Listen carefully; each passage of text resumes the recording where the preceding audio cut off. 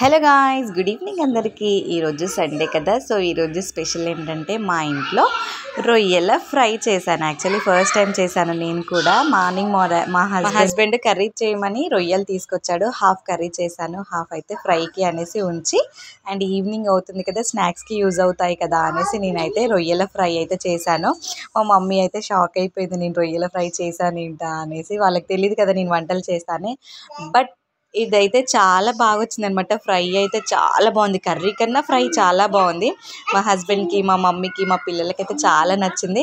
ఇదైతే అవుట్లుక్ అనమాట. ఫైనల్గా ఇలా అయితే ఫ్రై అయితే వచ్చిందనమాట. మీకు ఎలా అనిపిస్తుంది రొయ్యల ఫ్రై? మంచిగా అనిపిస్తే ఖచ్చితంగా కమెంట్ చేయండి. అండ్ ఇంట్లో మీరు కూడా ట్రై చేయాలి అనుకుంటే ఖచ్చితంగా కమెంట్ చేయండి. నేను ఏమేమి ఇంగ్రీడియంట్స్ వేసానో దాంట్లో ఖచ్చితంగా నేనైతే చెప్తాను. ఈ వీడియో కనుక మీకైతే నచ్చితే ఖచ్చితంగా లైక్ చేయండి, షేర్ చేయండి, సబ్స్క్రైబ్ చేయడం మాత్రం మర్చిపోద్దు. మా హస్బెండ్ రివ్యూ చూద్దాం.